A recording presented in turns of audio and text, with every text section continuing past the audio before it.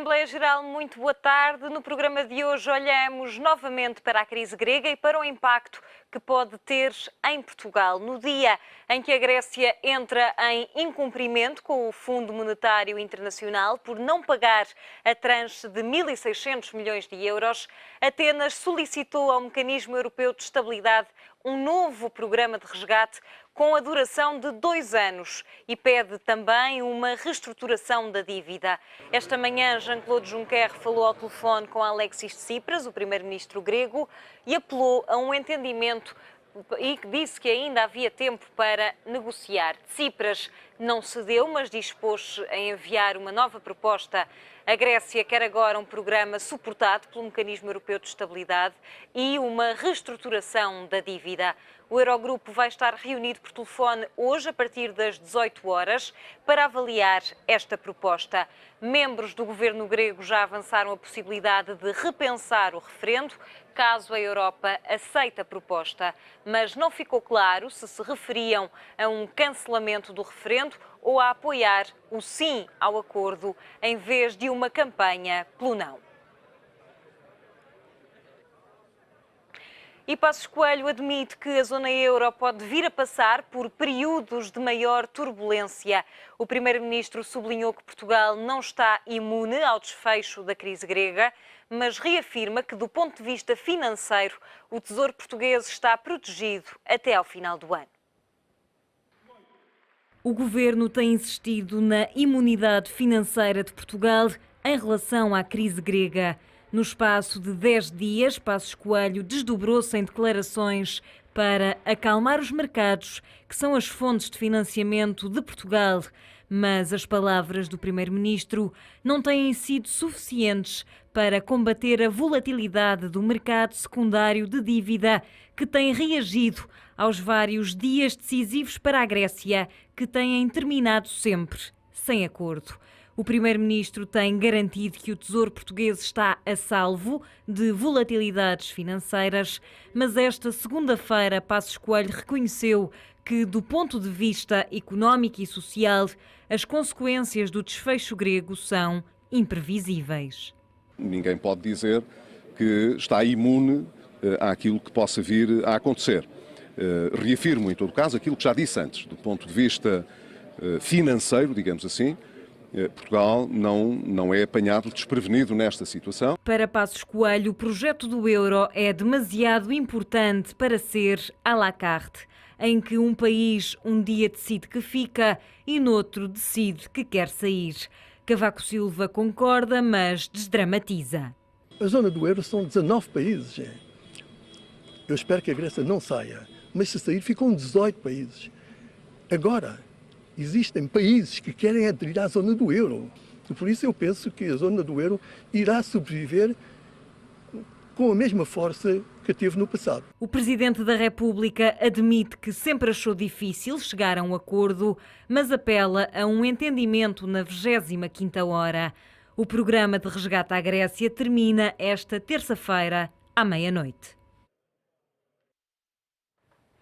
Se quiser participar no programa Assembleia Geral de hoje, basta ligar para o número de telefone fixo 21 323 6898, 21 323 6898 e responder à pergunta: Portugal está seguro apesar da crise na Grécia? Pode também deixar o seu comentário no site do Económico em www.economico.pt, através do e-mail assembleia.geral@economico.pt ou na página de Facebook do Diário Económico. E é nosso convidado neste Assembleia Geral Norberto Rodrigues, sociólogo. Norberto, boa tarde, obrigada por estar aqui connosco. Começo por lhe perguntar, vai haver uma reunião do Eurogrupo por telefone às 18 horas.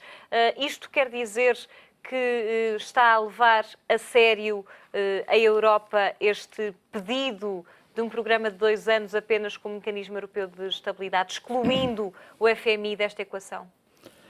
Penso que o facto de se fazer uma reunião significa que, de alguma forma, é pelo menos um assunto que merece ser debatido. E isto tem um significado político que eu penso que no fundo, tem a ver com um receio que está generalizado na Europa de quais são as consequências da crise na Grécia. E a pior coisa que o governo grego poderia fazer era devolver ao povo a responsabilidade de decidir. Está a falar do referendo. Exatamente. Considera que foi uma má escolha do governo? Não. Considero que foi uma boa escolha do governo, porque, vamos lá ver, em democracia, a entidade soberana é o povo. Não se está a admitir da sua própria responsabilidade. Não. Foi eleito para representar os gregos. Foi eleito para representar os gregos com um determinado programa. E este programa dizia não à austeridade. A partir do momento em que tem nas mãos um programa de austeridade, há aqui um problema de coerência e de legitimidade. Tem dito não até agora. Aquilo que eu penso que o Syriza chegou e ultrapassou até aquilo que algumas pessoas consideram algumas linhas vermelhas. Portanto, fez o esforço possível no sentido de chegar a acordo. Agora, não se pode pedir a um governante sério que faça exatamente o contrário daquilo com que foi eleito. Quer dizer, que no fundo votem em mim que eu vou fazer isto e depois chego ao lugar e como já lá estou, tenho legitimidade para fazer tudo. Não é assim. A democracia não é isto. E, portanto, quando um governo, neste caso o grego, Mas tem um programa de não autoridade, porque é que não dizem não aos credores? Ponto final. Porque é que fazem o referendo? O referendo porque, no fundo, do ponto de vista estratégico, evidentemente que se houver uma vitória do não e for uma vitória retumbante, a posição do governo grego é uma posição de força. E, portanto, no fundo vai chegar às negociações, porque a seguir vai pedir negociações e vai dizer nós representamos, de facto, o povo grego. E o povo grego não quer esta solução, quer uma outra. E se houver um sim? Se houver um sim, o governo tem que se demitir. Porque é isso que é coerência. E deixar que outros, que concordam com as lógicas da austeridade... Não ganha legitimidade para aceitar o programa, se o povo grego disser que sim? Não, mas é contrário à própria lógica e à própria forma de ver o mundo, a política, a economia do próprio Syriza. Aliás, eu ouvi há pouco o primeiro-ministro grego dizer que, no caso de ser sim, não será ele que aplica a austeridade. Portanto, ele, no fundo, diz que se ia embora. E eu penso que isto é coerente e é uma forma de, no fundo, dizer aos credores, essa entidade, que muitos deles não foram eleitos. Portanto, ou são eleitos por associações que não têm legitimidade democrática e têm uma concepção burocrática onde, digamos, o povo incomoda. E os povos dos vários países não têm direito a dizer o que querem. Portanto, vamos lá ver. Sim, senhor, dirá muita gente. Mas foram eles que pediram o dinheiro. Sim, senhor, foram eles que pediram o dinheiro e pagam juros por isso e não são poucos. Ou seja, o dinheiro não é dado de mão beijada aos povos. Os povos pagam juros e pagam juros altos, em função também da própria evolução dos mercados, etc. E, no fundo, não há aqui um favor no sentido que há um empréstimo, mas é um empréstimo que quem empresta ganha com ele. E, portanto, os povos têm todo o direito de negociar esse empréstimo e de dizer que se é para isto, nós não aceitamos. E, portanto, eu penso que o governo grego dá o exemplo de cultura democrática e de respeito pelos cidadãos e de respeito pelas eleições, que é uma coisa que na Europa aparentemente não se liga muito. E, portanto, por exemplo, e que está claro, por exemplo, agora, quando o Presidente da Comissão Europeia, que não é grego, que eu saiba, tem todo o direito de dizer que preferia que o sim ganhasse. Agora, fazer campanha pelo sim. Mas, quer dizer, o povo grego não é soberano para decidir e não é o povo grego que tem que discutir essa questão. É agora os outros países, as outras entidades que vão imiscuir-se na decisão do povo grego. E como sabemos, as decisões o fazer campanha não é uma questão inócua, não é apenas dizer na televisão, olha, meus amigos, acho que devem votar sim. Não, é, por exemplo, fechar os bancos, não é? Portanto, este tipo de coisas. Porque eu penso que na Grécia hoje é de facto um dos acontecimentos mais importantes dos últimos anos, porque estão em jogo duas coisas. Está a haver um referendo em que, no fundo, está de um lado o medo e do outro lado a dignidade. E o que espera-se aqui para ver quem ganha. Eu penso que vai ganhar o não, por aquilo que me dá. E o não significa... Ainda há uma reunião do Eurogrupo que pode chegar a um princípio de acordo e o governo grego passar a fazer campanha pelo sim. Não acredito. Eu acho que pelo sim significaria que o sim significaria que o entendimento era o outro, e nesse sentido, se o próprio governo estava de acordo e o novo entendimento ia de encontro às propostas que ele apresentou ao eleitorado, não precisava de fazer referendo nenhum. Portanto, aquilo que é lógico é, no caso de haver um acordo, e esse acordo... Cancela o referendo. Ter que cancelar o referendo. Não me parece que se justifique fazer um referendo apenas para o povo dizer o óbvio. Legitimar. O povo deve ser chamado quando há um dilema, que é o caso, um dilema grave, em que qualquer uma das decisões tem consequências graves. E, portanto, o povo que decida. Porque, em última análise, os governos só existem porque existe povo. E portanto, não... Agora, a Europa ficou muito incomodada. Incomodada e ela própria com receio do que é que vai acontecer. E por isso estas manifestações todas de última hora, que não teriam acontecido se o governo grego não tem convocado o referendo. Norberto Rodrigues, vamos alargar a nossa conversa também aos nossos telespectadores. Liga-nos de Lisboa. João Fernandes, muito boa tarde. Qual é a sua opinião sobre o nosso tema de hoje e sobre o impacto que a crise grega pode ter em Portugal? Boa tarde. Para si e para o seu convidado. Olha, eu acho que Portugal está totalmente inseguro. Esta é a minha opinião, é evidente. Não sob o ponto de vista financeiro, mas sob o ponto de vista económico. Qualquer que seja o resultado na Grécia, isto vai mexer com os países pertencentes ao Eurogrupo. E Portugal é o mais fraquinho deles todos a seguir à Grécia. Portugal não tem economia. A economia portuguesa baseia-se em produtos que eu considero de países do terceiro mundo, como é os têxteis, os calçados, o mobiliário.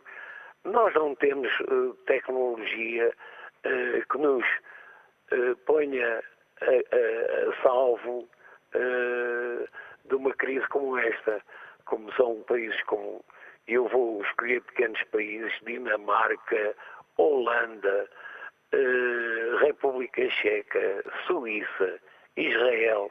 São países altamente industrializados. Nós não temos indústrias tecnológicas, nem aquelas de que necessitamos. Penso só que, por exemplo, o Liechtenstein criou agora um automóvel e o Liechtenstein é um mini país. Portanto, sob o ponto de vista económico, nós estamos realmente muito fraquinhos. Podemos estar a ter alguma garantia financeira, mas isso não chega. Muito obrigado. Obrigada. Boa tarde, João Fernandes, pela sua opinião neste Assembleia Geral. De facto, aqui há a opinião de que Portugal é o elo mais fraco a seguir à Grécia e que, a haver consequências, o país também as vai sofrer. Lemos agora um comentário que nos foi deixado na página de Facebook do Diário Económico. Maria José diz que é somente pelos interesses de certos grupos instalados que o Syriza não quer fazer reformas e só quer impor mais sacrifícios aos contribuintes que os sustenta, os grupos corporativos. Eles não percebem que a alternativa à disciplina da despesa, austeridade, é a bancarrota. Ficam sem acesso a financiamento e só vão poder gastar o pouco dinheiro que têm. E isso é austeridade cega e radical. A opinião de Maria José, fã da página de Facebook do Diário Económico, e ouvimos já também a opinião de João Jesus, que nos liga da Portela. Muito boa tarde. Boa tarde, Sr. Jornalista, eu sou convidado. Olha, eu diria à Dona Maria José, olhe que não, Dona Maria José, olhe que não.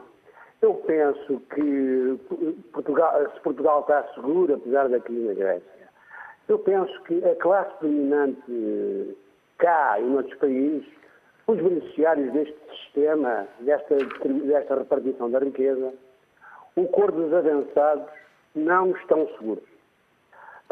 Com efeito, a rua grega, esse parlamento por excelência, tem determinado que o Siriza, digamos, resista, e esperemos que resista, para bem do povo grego, eu diria até para bem dos trabalhadores da própria espaço da União Europeia. Esta chantagem a que assistimos tem que ser rechaçada, porque, a não ser assim, o que vamos assistir, ao contrário do que dizia a Dona Maria José, é o agravar do empobrecimento, ou agravar de todos os problemas.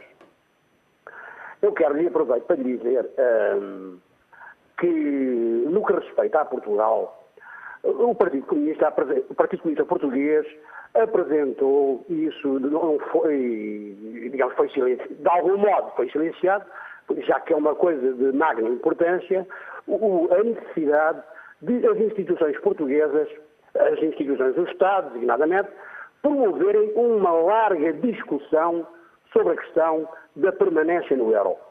Para, digamos, se sairmos de forma organizada, e eu penso que temos que sair, interessa aos trabalhadores sair, depois logo se põe a questão da União Europeia, que, a meu ver, é irreformável do ponto de vista dos interesses populares, uma vez que isto é uma União Europeia neoliberal, federalista e militarista. São pilares que não interessam à grande massa de portugueses. E a rua grega, digamos aqui, tem sido a herdeira, ao contrário destes dirigentes da União Europeia, digamos, de opereta, a rua grega tem sido a herdeira do Homero, do Heródoto, do Solon, do Arquimedes, do Platão, do Aristóteles, do Fídias, do Xerxes, do Tucídides, e, portanto, é com esta gente, que são o repositório da cultura europeia, nesse espaço do Mediterrâneo, que, digamos, eu espero que o povo grego, digamos, dê aqui uma contribuição para a sua resistência, para recusar esta chantagem e o empobrecimento que é o que a União Europeia oferece ao povo grego e aos portugueses é o empobrecimento. Portanto, há que, digamos, preparar, em consequência, diria, também a Grécia, preparar a saída do euro, porque, como dizia a canção, e vou terminar, até porque, deixe-me só dizer isto, até porque também é uma forma de rechaçarmos o sinistro tratado transatlântico que está a ser negociado no segredo dos deuses e que, digamos, aliena, digamos, a soberania, como disse o seu convidado, que reside no povo, deve ser a última palavra, para decidir do seu destino, da recusa de ser escravo destas medidas que, digamos, que são contra os interesses populares e que visam, ao fim e ao cabo, arrastar-nos para novas escravidões, para o regresso, digamos, à Idade Média com os tratados transatlânticos, o consenso de Washington e, portanto, com a desvalorização do trabalho, a perda de direitos na segurança social, a questão da proteção ambiental, por causa dos transgénicos, da alimentação. João Jesus, muito obrigada pela sua opinião neste Assembleia Geral. Ficou aqui a sua mensagem em resumo, a dizer também que há uma chantagem da Europa, Norberto, com o povo grego e que a própria Grécia deve preparar a sua saída do euro. Ora, este telespectador não é o único a achar isso mesmo. 2 prémios Nobel da Economia referiram-no ontem. Paul Krugman e Joseph Stiglitz, ambos dizem que o não é o melhor que pode acontecer à economia grega e falam nomeadamente Krugman dá 3 argumentos, que a Grécia está pior hoje do que estava há 5 anos, que aquilo que se conseguiria com a Grexit, com a saída da Grécia da zona euro, já está hoje, que é o encerramento dos bancos e o controlo de capitais, de levantamentos nesta altura, e porque ceder à última hora seria abandonar qualquer hipótese de pretensão de independência grega. A verdade é que a Grécia tem uma dívida superior a 300 mil milhões de euros por pagar. Em que é que ficamos? O que é mais importante? A independência, a dignidade ou uma dívida que parece impagável? Parece impagável, mas é preciso também fazer-se uma análise séria do que é que significa essa dívida. E a auditoria que foi feita pelos gregos à dívida grega, no fundo, apenas considera legítima uma parte dessa dívida. A outra é especulação pura. E a questão que se coloca aqui é, neste momento, os países como a Grécia, como Portugal, os países mais frágeis da zona euro, se não houver por parte dos dirigentes europeus alterações profundas às regras que hoje estão definidas, não conseguem viver no euro. Porque o euro está feito a partir da Alemanha. Portanto, o modelo é a Alemanha. A Alemanha tem um nível de desenvolvimento económico que não tem nada a ver com a Grécia, não tem nada a ver com Portugal. E, portanto, Portugal e a Grécia, e não só, terão sempre grandes dificuldades e terão sempre uma fragilidade enorme se não houver, digamos, medidas, no fundo, que nortearam a própria Constituição Europeia, que tem a ver com uma certa solidariedade a todos os níveis entre os povos. E é isso que é a matriz da União Europeia. Eu lembro, a propósito... Mas não a qualquer preço. Não a qualquer preço. Há um mail que, no fundo, dá a ideia que os gregos não querem austeridade e, portanto, não querem fazer reformas. Mas que a alternativa à austeridade é a bancarrota. É a bancarrota. Portanto, o que eu lembro, e nós temos de ser rigorosos com as coisas, que é, para já, não sabemos, quando as pessoas falam em reformas, não sabemos do que estão a falar. É preciso dizer que tipo de reformas são. Porque, por exemplo, o nosso governo diz que fez inúmeras reformas e que se saiba, a única reforma que infelizmente fez foi a reforma que tem a ver com as relações de trabalho e elas estão muito pior do que estavam anteriormente. O resto são cortes, não estão nada a ver com reformas. Reformas, como a própria palavra diz, são processos tendentes a alterar, do ponto de vista estrutural, determinado tipo de sistemas. Os gregos, era isso que eu queria dizer, tiveram 5 anos de austeridade muito superior à austeridade portuguesa. E ao fim de 5 anos, como diz o Prémio Nobel, eles estão piores do que estavam anteriormente. E agora vamos lhe dar mais austeridade. Exatamente na mesma, reduzindo salários, reduzindo pensões. Quer dizer, ninguém percebe isso. E, portanto, os gregos têm toda a legitimidade para dizer que não querem isto porque isto já viram os resultados. E têm toda a legitimidade de dizer não a este plano dos credores, mas dizer sim à zona euro? Têm, por um lado, porque não está claro, do ponto de vista, se quisermos ter uma atitude formal, não está claro porque é que as pessoas, como é que as pessoas podem sair do euro. Não está dito em lado nenhum. Não foi previsto. Agora, é evidente que nós sabemos que, havendo um não, se a seguir não se seguirem negociações num outro contexto, que é o contexto de ter havido um não, e essas negociações não levarem a um acordo, evidentemente quem faz os regulamentos são os países e as instituições, e se são maioritárias, podem fazer os regulamentos que fizerem e podem mandar a Grécia embora. Portanto, é óbvio. Quer dizer, a Grécia votará, tem um voto, e depois perderá, portanto, naturalmente, e a Grécia pode de facto ir embora. Portugal é, do ponto de vista estrutural, muito parecido com a Grécia, ou seja, a Grécia tem uma cultura diferente e essa cultura faz com que haja prioridades diferentes e, portanto, tem diferença relativamente a Portugal. Agora, naquilo que são questões estruturais, do ponto de vista económico, financeiro e social, a Grécia é muito parecida connosco. Ou seja, nós temos uma dívida enorme, a Grécia tem uma dívida enorme, um bocadinho maior que a nossa, mas tem uma dívida enorme. A Grécia está neste momento com um problema grave de imigração, nós estamos com um problema grave de imigração. A Grécia está com um problema de desemprego ao nível dos ultrapassa aos 20%, nós estamos nos 13, qualquer coisa, temos um problema de desemprego também. A Grécia tem milhões de pobres, nós temos milhões de pobres. Portanto, com pessoas a viver abaixo dos níveis considerados níveis de pobreza. Portanto, concorda com Viriato Cermeño Marques, que hoje, num artigo de opinião, dizia que o dique protetor de Portugal era a Grécia e que Portugal, humilhando e pondo-se contra a Grécia, está-se a pôr a jeito para ser o próximo a entrar em crise. Concorda? Concordo. Nós temos, portanto, neste momento, temos de perceber o seguinte. No fundo, quando se destapar o tal dique, que é a Grécia deixou de ser notícia, portanto, aparece com certeza o país que é mais frágil do ponto de vista estrutural. E o país que é mais frágil é Portugal. E o que acontece é que grande parte, digamos, por exemplo, quando sobem os juros para um país, isto, no fundo, tem a ver com a especulação que faz que, no fundo, com um conjunto significativo de pessoas esteja a ganhar muito dinheiro com a subida dos juros. E, evidentemente, que todos esses que deixaram de o poder fazer na Grécia vão para Portugal para tentar ganhar com a dívida portuguesa, portanto, que naturalmente subirá os juros. E um dos problemas principais do nosso país, que desequilibra tudo, são, acima de tudo, os juros que nós pagamos pela dívida.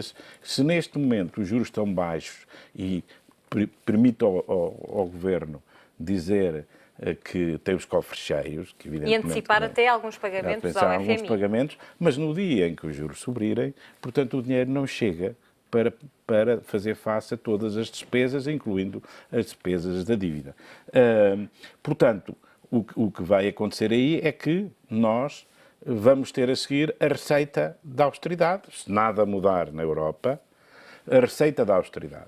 E nós estaremos, nessa altura, pior que a Grécia. Mas nós estamos ao nível de nos compararmos à Grécia, depois de Portugal ter terminado o programa de ajustamento no plano previsto, de não ter querido um programa cautelar, de estar a pagar antecipadamente ao FMI, de ter alguma reserva, os tais cofres cheios que a Ministra das Finanças fez referência.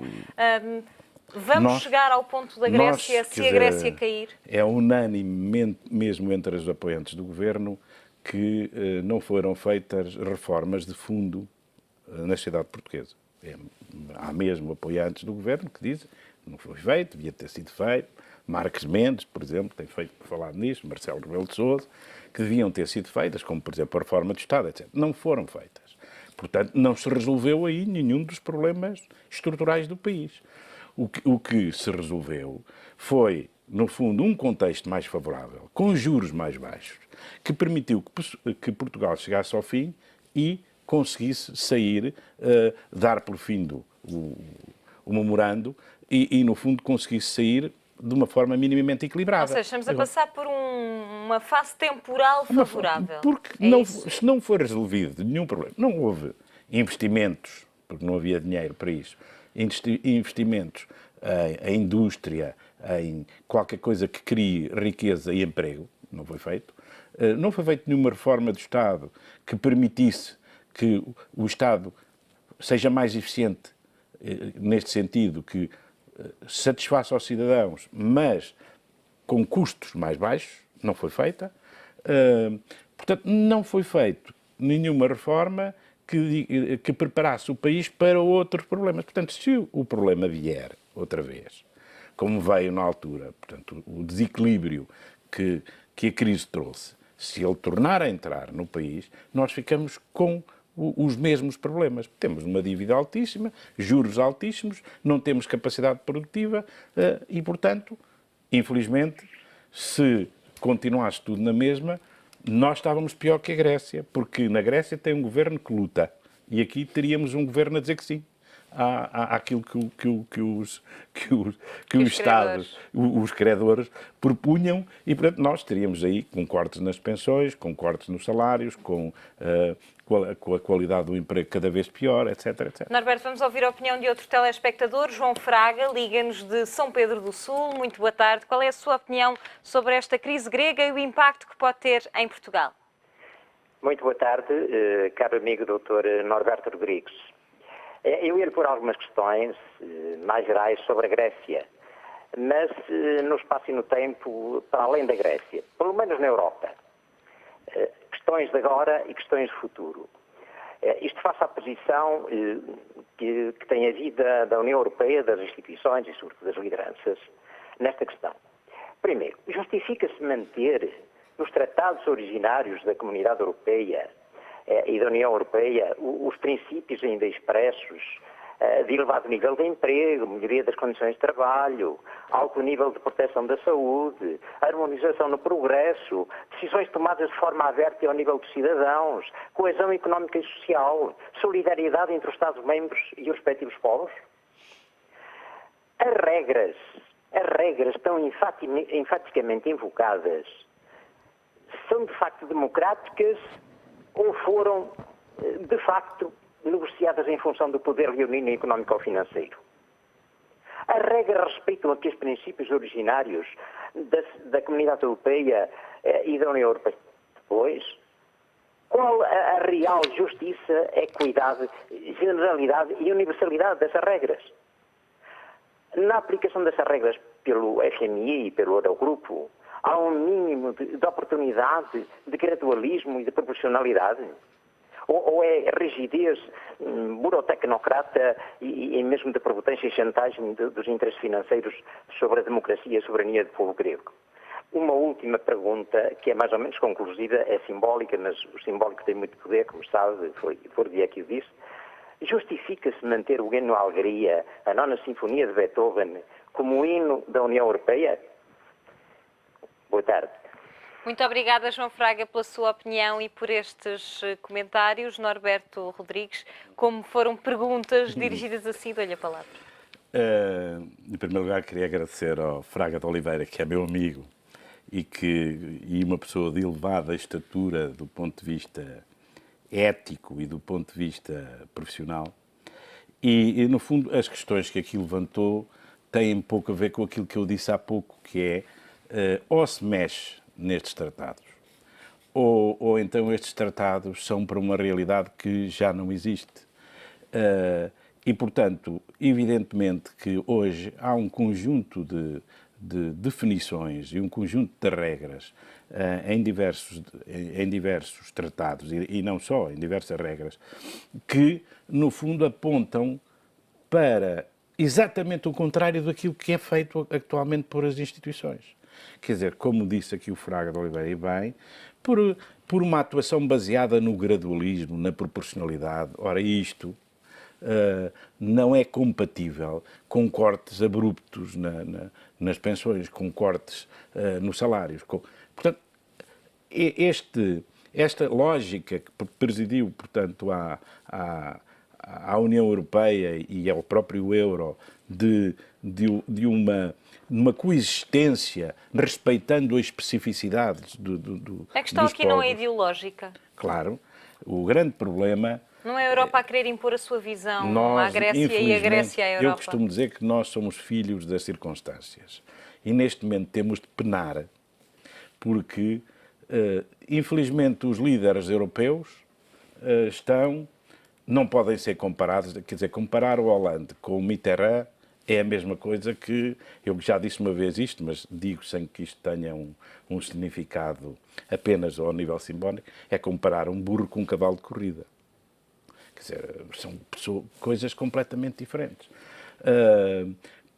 Comparar, portanto, pessoas que já foram Presidente da Comissão Europeia ao longo do tempo com o atual Presidente da Comissão Europeia, embora seja uma pessoa aparentemente consensual, com alguma tentação para encontrar consensos, mas falta-lhe carisma, falta de capacidade de liderança, falta-lhe visão da Europa.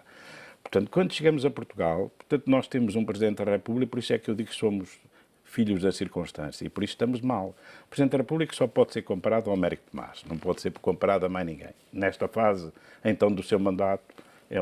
E um Primeiro-Ministro que não tem sentido de Estado. Portanto, e nós, não é um estadista, a nossa capacidade de negociação, a nossa capacidade de encontrar, de lutar por ideias, ter um pensamento estratégico, mobilizar os cidadãos para essas ideias, não existe. Quer dizer, e portanto, nós estamos a sofrer a consequência disto tudo. Estamos a sofrer na Europa, estamos a sofrer em Portugal, como estiveram a sofrer anteriormente os gregos, porque tiveram durante anos, porque ainda por cima... Mas é justo os gregos fazerem aquilo que ontem até foi Jean-Claude Juncker, na sua declaração, que disse, jogar com uma democracia contra 18 outras democracias.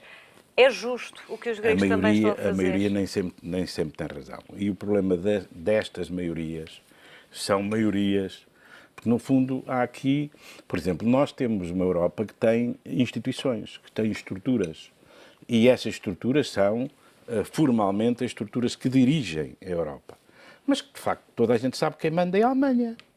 Portanto, a Alemanha pronuncia-se depois das instituições terem falado e terem dito qual é a posição, pronuncia-se, se assim o entenderem, em sentido contrário.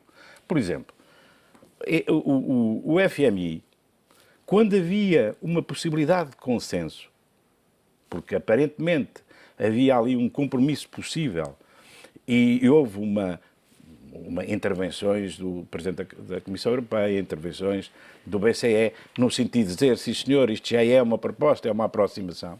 E a seguir vem o FMI e diz, não, nós não concordamos. E não concordamos no fundo, a alternativa era cortar nas pensões ou tributar as empresas com lucro superior a 500 mil euros, ou 500, acho que era 500 mil euros, e cortar na defesa. E vem o FMI dizer que não concorda com isso, que se deve cortar nas pensões. Ou seja, a direção deste processo não é por isso que se deve excluir o FMI, é por isso que o governo grego está agora a propor um programa de 2 anos do Mecanismo Europeu de Estabilidade sem o Fundo Monetário Internacional. O FMI, quando nós fazemos um balanço da história do FMI e do sucesso das suas intervenções nos países, temos de procurar muito para encontrar uma coisa bem sucedida. Mas porquê é que não fizeram esta proposta antes, os gregos? Porque, no fundo, os gregos herdaram uma situação. Portanto, quem era governo na Grécia, a Nova Democracia, que é, digamos, o PSD, CDS cá do sítio, e o PASOK, que é o PS cá do sítio. Que é, espero que não este PS, mas, portanto, que é um PS que hoje, infelizmente, andam por este mundo e por isso é que o mundo está assim, porque quer dizer, nós temos, nestes países todos que estão envolvidos e nestas instituições que estão envolvidos, temos gente que é, portanto, da direita, da Nova Democracia e da direita, digo, neoliberal, etc. E temos pessoas que pertencem a um Partido Socialista e que têm, infelizmente, perderam aquilo que eu disse há pouco, a tal visão do mundo, para, no fundo, herdarem do Blair uma ideia do compromisso e do pragmatismo e do encontrar soluções, etc. Hoje nós precisamos, o mundo precisa, a Europa precisa de gente com ideias, de gente que mobilize para se atingir determinados objetivos, porque foi isso sempre que fez a diferença da Comissão Europeia. Norberto, resposta para sim ou não, haverá acordo até à 25ª hora? Não acredito. Norberto Rodrigues, muito obrigada pela sua presença neste Assembleia Geral. É o ponto final. Nós voltamos amanhã com outro tema da atualidade. Contamos sempre com a sua opinião. Boa tarde, até amanhã.